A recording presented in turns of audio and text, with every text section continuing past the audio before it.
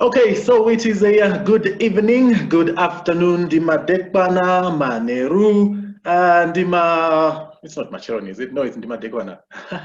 Oh, wherever you find yourself, I think whatever time it is, wherever you are in the world, it is a special warm welcome to every one of our viewers, the people that have joined in via Zoom, and of course, that's everybody else there that's watching via Facebook Live on mine and Jose's page. It's a warm welcome to everybody, I think, and it's a really privilege and an honor. We are doing, of course, an international live link. So as you can imagine, of course, we do have a bit of internet challenges here and there. I think I blame the internet in Kenya. I think the network connectivity in Nairobi, somebody must have stolen the money instead of installing a mast, and I blame the people in procurement. Mr. Muringai, welcome, sir. It's good to be here, Mr. Muringai. It's another edition, of course. How are you doing?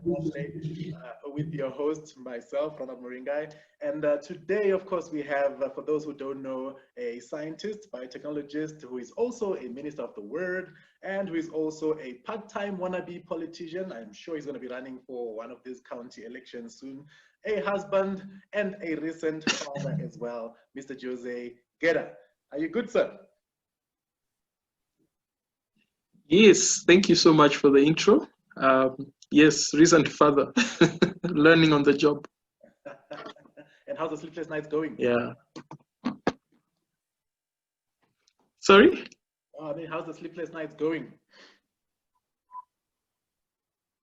The fathering. Are you talking about the fathering? No, the sleepless nights. Are you already in the zone of sleepless nights, or are you still on the cruise mode? Well, I don't know about that. I think the sleepless nights kind of reduced over time, because we kind of put my daughter on a schedule, so she kind of sleeps. She sleeps through the night most nights. So I haven't had sleepless nights in a while. So I thank God for that. Good for you, man. And I must say, some of us who recently had children are quite the jealous ones about that, of course, in the methodology that you've used. But we'll get to that later. Let's see some Kenyan mix to this thing. But tell me, before we speak about, obviously, the version of fatherhood that you would love to see and that you'd like to practice with your children going forward, how was your relationship with your dad when you look back in your own personal life? Okay. I think that's a very good question, Ronald. I would say overall, I think I had a good relationship with my dad in the sense that he was a present father. So I cannot remember a school event that he did not attend, whether it was sports day or swimming gala or prize giving or whatever it was. I cannot remember an event in which my dad did not attend. So there was that aspect. But I think growing up, most of our generation, our fathers, there's still a bit of the African fatherhood model, if I may say. So there are roles and responsibilities. But all in all, I would say I have had a good relationship with my father. And I think even in adulthood, I've come to even have a better relationship. It's growing to be a better relationship. But as a child, growing up, I think my dad was present. So that's something I'm really grateful for. And I know it's not, I do not take that for granted, because I know being present for many fathers has not been, at least in my generation, there's a number who they didn't have present fathers. So yeah, I'm really grateful for that. And for good reason that you must be, because not just in this generation, Mr. Jose, but if I look at the stats, for example, that I used with the book that I wrote on fathering, it kind of puts it at about 66% of children that grow up without their fathers, in South Africa. And that kind of translated to the results that I got from there. I don't know how it looks like, of course, in Kenya, but I would imagine, of course, with a similar economic setup, with a similar social structure, that probably it would mirror or be around about the same. And I think when you look at that now and you contrast, of course, what were your friends growing up in school who didn't have their dads come to your prize giving ceremonies, who didn't have their dads come to your sports days, and you notice this difference. Are there some learnings perhaps that you would say this is one of the major things, or 2 things or 3 things that I got from my dad that I would love to give to my children after me? Oh yes, I do. One of the things my dad encouraged was pursuing your own dreams. So like whatever career path or things you wanted to do. So we always had conversations about what do you want to do, where do you want to be, and of course, like most children, I changed my mind on what I wanted to do, so many times. But whatever I settled to do, my dad supported and encouraged me in that way. He said, what do you want to do? Go for it. So I appreciate the fact that he did not shove something down my throat, like, do this or do that, go be a doctor or engineer or whatever, or lawyer or something like that. So when I found what I wanted to be, I mean, he said, go that route. And then he supported me in that regard. So he would encourage scholarship. He really encouraged scholarship and was like, and even was very interested in how I was performing in school. So my progress in school and all that. So I think he was very keen, very keen. So if there are things I would have picked up, one is allowing your kid to find themselves and to define for themselves also what they would want to be. So that's one thing I learned. Two was to encourage them to be the best at what they do. So that means, equipping them, resourcing them as best you can to do that, towards that end. So whatever they want to do or want to be, just encouraging them to be the best at that.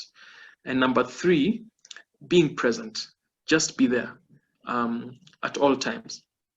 And I think for maybe just being a good listener, I think those are the things I would say I picked from my dad.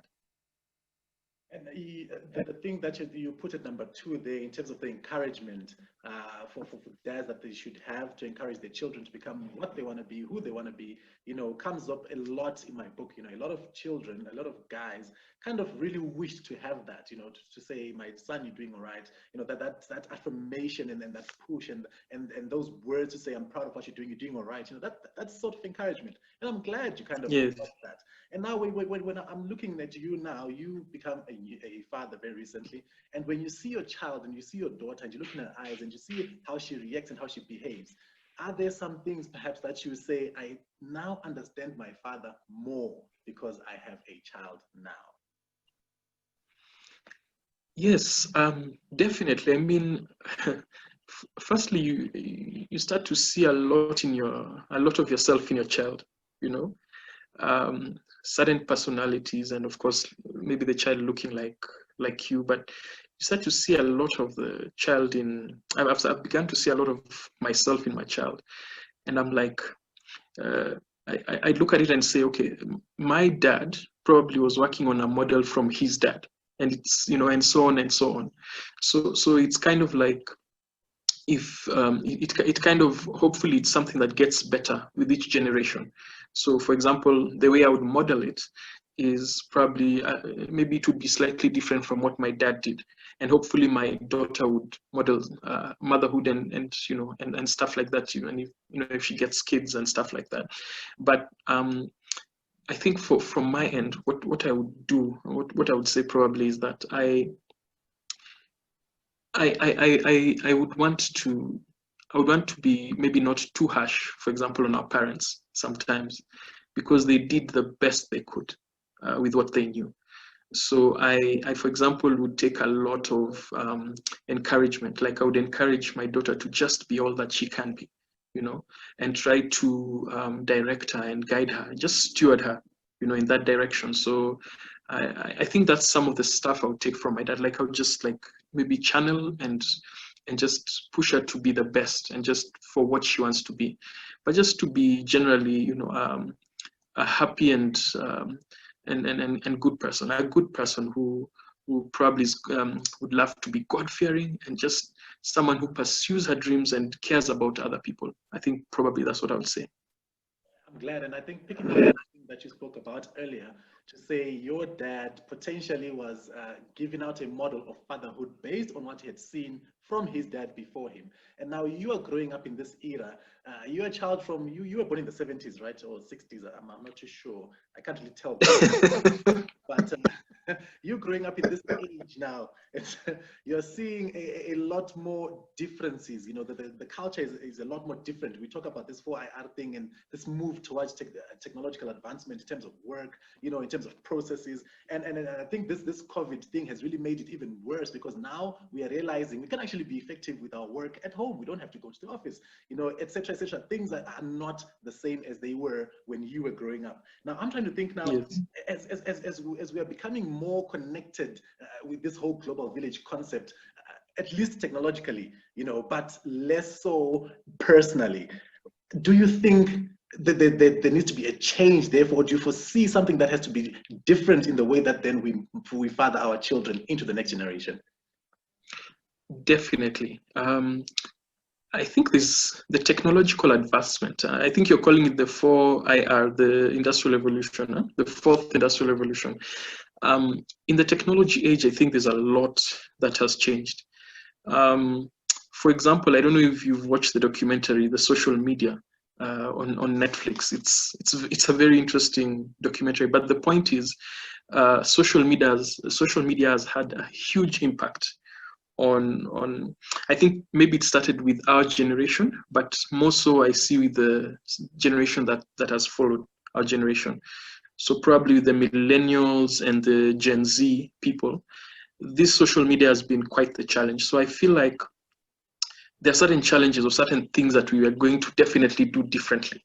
But one of the things I would say we need to watch is monitoring, and just monitoring the social media, the use of social media with our children, because there's a lot of stuff. I mean, it's a good tool, but I feel of stuff out there, negative stuff on social media that can impact our children, and it affects their identity. So there's a lot of speaking into the children about their identity that we need to do, because the world as it is, it's now a village, because it's on social media, it's on the internet. So there's a lot of things being picked up, and there's a lot of cross-pollination. So we have to be, I think, extremely vigilant on what we expose our children to. So there's the positive aspect of technology, I would say, but I think there's also, so maybe when it comes to learning, in terms of learning, but when it comes to parenting and maybe just looking at the social setup, too much TV, too much this. So, like when we grew up, we were playing outside and doing all sorts of things. So in this generation, it would seem, I'm not saying they don't play outside, but I'm just saying like there are things we need to monitor. So I think there are things I would do differently. I would try maybe do a different kind of exposure for my child, and try to mix and match and kind of get them just to be involved with the world around them, and not just to be glued to a screen, I would say. Sadly, you avoid saying they don't play outside. I'll say it, they don't play outside. And that's what has become, sadly, people, we've got these games, PS something. I'm from the 80s, so I don't know what PS is available nowadays. There's Wii, and then we've got, of course, the social media networks, like you mentioned there. There's the Instagrams and the Twitters, and they're keeping our kids really hooked on these things, especially as they move from that pre-teen zone and become teenagers. But even before that, the games and the YouTube Kids and all these things that make them so, what can I say, addicted somewhat to tech, and I'm trying to look at that and think, should we be afraid? Is there something that we can take as a positive out of this technological advancements, this 4IR thing that's making our kids more hooked on technology than we were? We used to write letters. I mean, we used to play outside. Like you said, come home, you get a beating, you are looking white like snow because you've been playing in the dust all day, and when you like a girl, you literally had to write a letter and wait at least a week or two before she replied to you. So we come from a totally different era. I hope I'm not exposing my age too much there. I'm still very young. But I'm thinking now, is there stuff there that's scary, that we should be scared of, that should be afraid of when you look at all this technological advancement, and of course the relationship that our kids have with this technology? I think there's a lot to be scared, yes, because I mean, if you look at the suicide rates, if you're looking at the peer pressure, so if identity is being derived from social media, so if someone has put something on their status on Instagram or something and people don't like it, then that is interpreted through the lens of, maybe people don't like me or something like that. So there's a very different lens they're viewing the world through. So which is why it's very important for us to manage that and to kind of reinforce it in them about their identity, about their worth, about all that. But as well, I think there's a lot of positives with technology. So I mean, learning, for example, learning. There's so many learning tools available that you can use. I mean, on YouTube, there's a video like for everything, almost everything out there. There's a video, okay? If you Google, you can find almost anything now.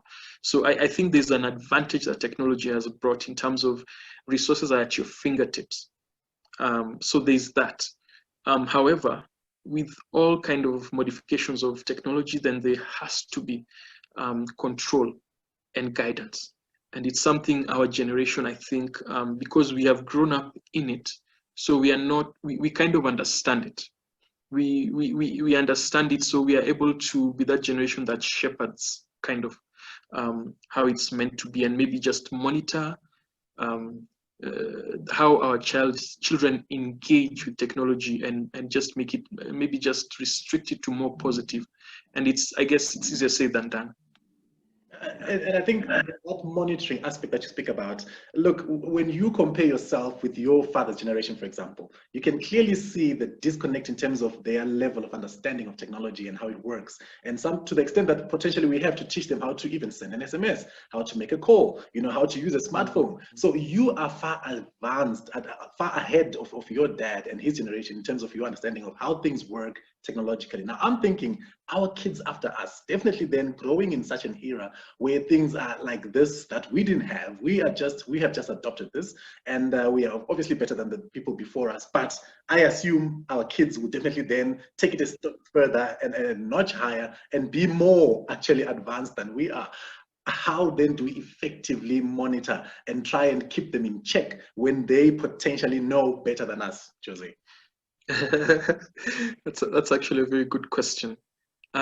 You're right. I mean, like, for example, I think our kids have been born when we now have smartphones. And so even the user interfaces are different from, for example, how it started, where, in fact, if you had to show them the original phones, I think they would be like, what is that? What was that?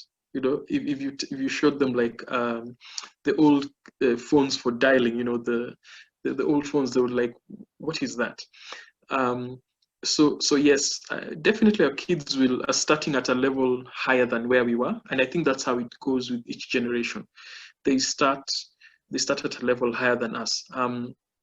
Regardless of that, I think the principles of parenting still continue. So, for example, I've seen, like, maybe in this generation, parenting is so discipline could become something like, limiting the time, or maybe just limiting how much time the child spends on TV or on social media, and at what age do they actually should they start being on social media.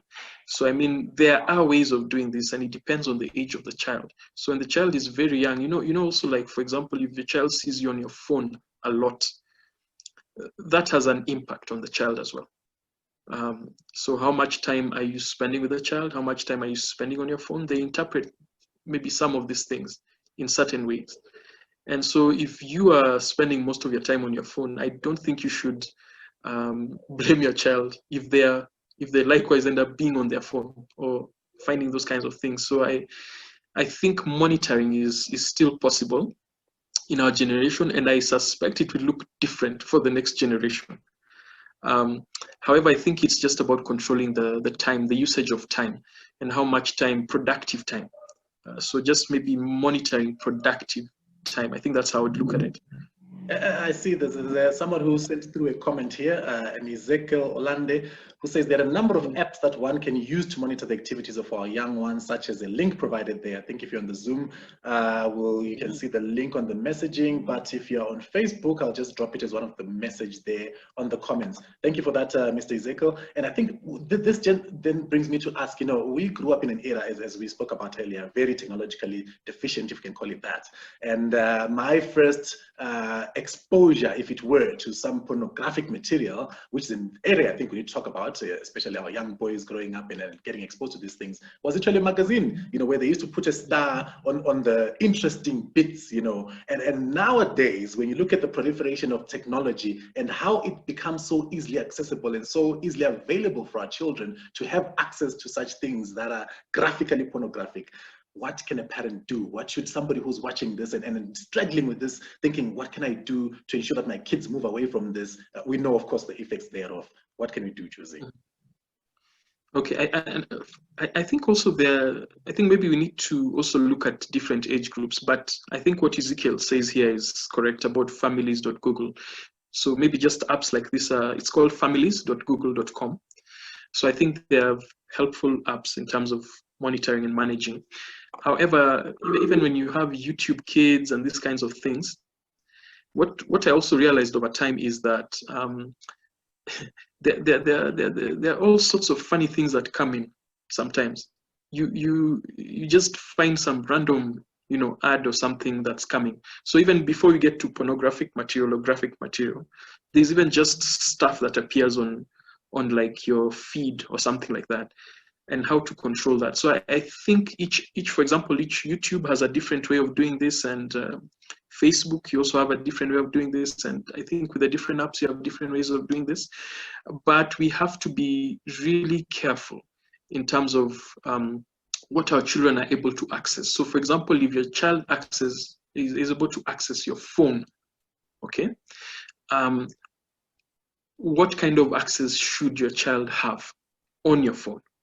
Should your child even have access on your phone? And assuming they do, let's just assume that they'll have access to your phone. What controls have I put in on my phone? For some of us, maybe we just decided not to have YouTube on the phone, okay, or something like that. Something as radical as not having it on your phone or something like that, or just maybe the child not being able to access that on your phone.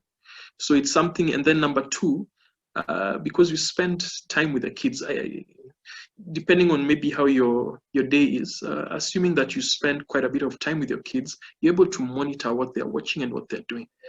So I think you need passwords, you need all those kinds of things, but you need to control. You need to control whatever it is that they are watching.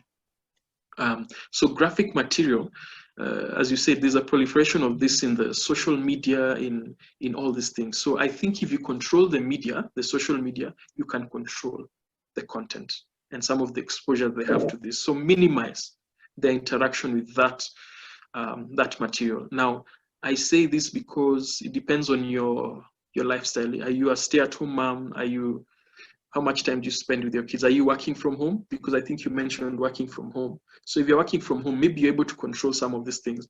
But sometimes some of these things may slip you. So you can only do the best you can do is, even on the TV, you control it. If it's a smart TV, you just need to control what is able to be accessed by them. And then if you have strict times and say maybe TV is between this time and this time, then maybe you're also able to control that. Maybe also the access they have to phones. At what age do you give them phones? Okay, at what age should they have phones? And if they do have phones, what kind of phones, what kind of things are on those phones, regardless of the peer pressure that they have in school, I think. You don't have to confirm whether this is true, but I'm sure when you were in South Africa studying for your degree, there's a certain channel that used to play some saucy material at certain hours. And yes, you nod your head because I assume you're watching, but you don't have to confirm that here. It's okay. Moving right along. So I want to speak about the cultural angle, Jose. Like, are we growing up in this global village? Yes, we understand we are becoming a bit more acceptable locally and yet becoming relevant globally. And one of the things that I think we were celebrating South Africa just the other day was Heritage Day, where of course everybody's encouraged to wear their traditional clothes, show up their traditional culture, something like we used to do when we used to go to church together. Now I'm thinking that there's kids that I've met who are born of Black African parentage, who sadly at age 6, age 7, age 8 cannot speak any local languages, cannot speak any vernacular languages. Do we have a threat of this 4IR almost consuming or obliterating our cultures, Mr. Muringai? Very good questions, Ronald. You did your homework. I'm glad. I think, yes, Ronald, I think let me say there are challenges in terms of language. It's something I've thought about in terms of language, because kids are growing up, as you said, in a global village. But I feel like it's a double-edged sword. There are tools, and as I said, there's a YouTube video for like everything. Like the other day, I was looking at YouTube videos and I was seeing some that are, in vernacular. Okay, some of these animations. I was looking at them and saying, okay, there are some of these animations that are in vernacular that you can actually maybe expose the kids to, so that they maybe learn some of the words and stuff like that. But you're right. I mean, but culture is something, I think culture is dynamic, if I may say so. There's a lot of cross-pollination with different ideas, whether it's Western or other ideas. And because of the global village, I mean, there's a lot out there. There's a lot of things out there. And then we are growing up with a generation that's questioning a lot of things. So even we have to revisit some of those cultural perspectives. I mean, are they cast in stone? Are they things that we need to revisit? Are there good things? And I think there are many good things that we need to retain from our cultures. And how do we, if we want our kids to embrace that culture, what is good about it? How can we transmit that to them? There's a lot of good stuff that our parents brought us up with, and even within the African culture, there's some amazing, amazing things that I would want to also pass on to my daughter and to the kids. So the challenge is, how do we do that? Number one. Number two is, are you a believer in yourself in those cultures, or are you also a confused element? And then I thought through some of this, and I thought there are certain things I will definitely want to pass on to my child. So language is one of the things I would want to do. But you see also, if you're in a marriage where there are two different ethnic groups, okay, there's also that challenge. So you probably grew up within the Zimbabwe, South African areas. You find people can speak multiple languages, at least your generation. You find people can speak multiple languages. In Kenya, that's not really the case. Okay. In Kenya, it's mostly, so you can speak your mother tongue, and you can speak Swahili and English. Generally, you can speak those three. Unless now you come from a multi-ethnic, or your parents are from two ethnic groups, and it's not a given that you learn both languages. It's not even a given you learn any of those languages. So we are finding ourselves in a space where we have to be so intentional about that.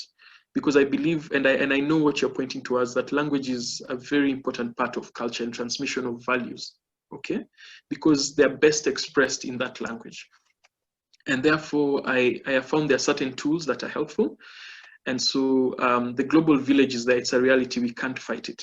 I don't think it's something you can fight. All you can do is whatever culture you believe you want to pass on like I want to pass on to my daughter, I will make sure I'm intentional about that, and teaching her and teaching our history. What is our history? I feel like maybe even the African history in itself is not well taught. So what is our history in Africa, in Kenya, and what is good about our culture? What are the good things? What are the bad things?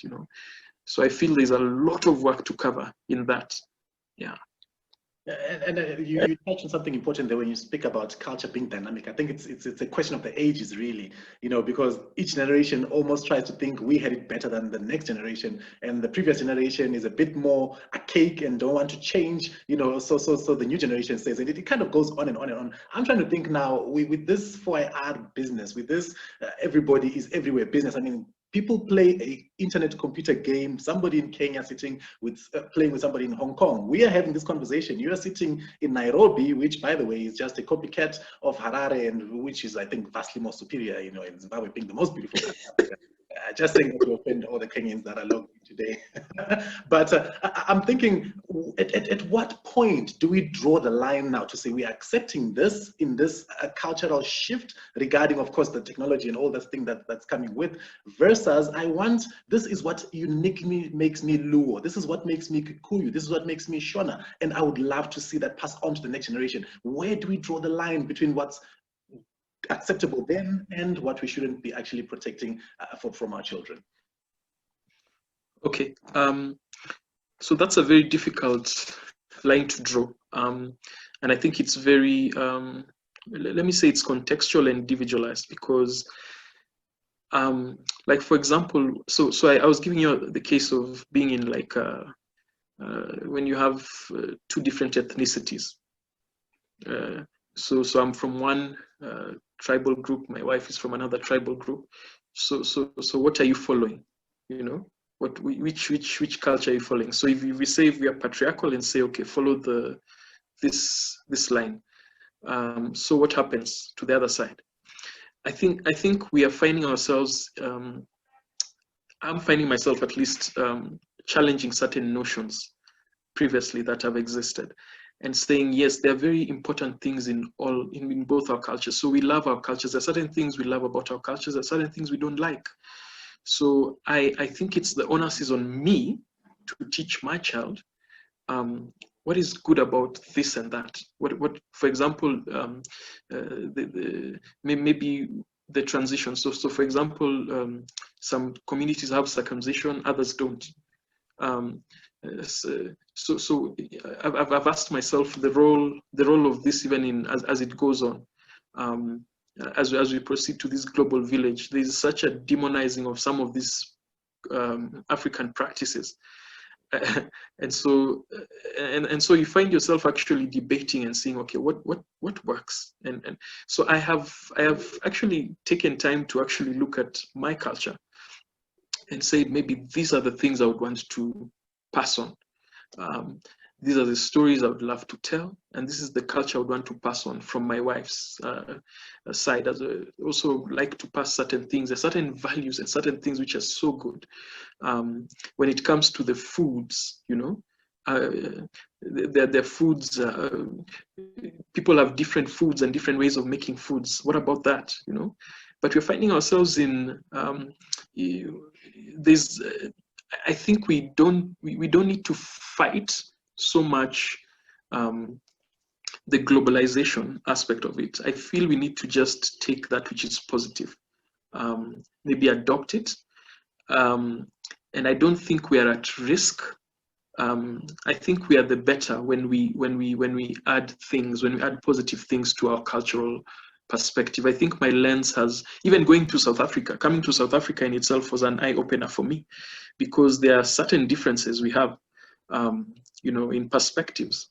I realize in South Africa, I mean, it's quite different. There are things which are similar, which are across Africa, but there are things which are different. And that's just because of the setting that South Africa is in, the history, and then where South Africa finds itself currently. So I feel like it's a mix and match. So I feel like we should not fear, like saying there's too much influence from this or that. I feel like you just need to pick what is good, and then preserve that which you consider important. And I think that's how I'm approaching it. So I think even by the time my child is growing up, it will be whatever she will have is something totally different, you know, from what I had. And she will probably have her own perspective and even improve on the perspective I have. So yeah, I hope I've kind of touched here and there. And no, I don't know about Harare. I've been to Harare, Muringai.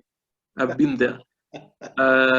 Yeah, you guys, Nairobi is overtaking you guys. So just so you know. Overtaking, which means there's a basic admission that, of course, we are ahead. Absolutely understandable. I think what I would love, Jose, is for us as Africans, you know, we know these colonial borders were drawn, of course, by the colonizers. And we've kind of started to make fun of each other, to tag each other. Of course, I like the jest that we have. But one of the dreams that I have is to really see us becoming one, you know, when we go to negotiate with these people and for materials that we're buying for Africa, for selling products that come from Africa. Woo! I'm getting fired up here. I love this continent, man, and I'd really like us to work together as a country, as a people, you know, so we can actually benefit the children that's coming afterwards. But I think, look, we've had such a wonderful conversations, lots of comments coming through on Facebook, and I think thank you, Mr. Ezekiel, for the suggestions that you have there. The one final question I want to leave with you today, Jose, if for example, this, I would love to you imagining this video goes viral, the whole world gets to watch it, you know, everybody from George Bush to Barack Obama, to everybody is sitting everywhere. What's the one message, Jose, that you'd love to give the world right now? Because we were touching on fatherhood, I would want to say our responsibility, the fatherhood is so important. We are responsible for so much, even in the child's development. So I think fatherhood is something that has been under attack. It's something that has been unfortunately, we've not had very good role models in some certain quarters. So I would say to my generation and the others coming, you need to model a better fatherhood. You need to be present as a father. You need to engage your children. You need to teach them and bring them up in the ways of God. You need to you need to direct them. You need to guide them. You need to encourage them and support them.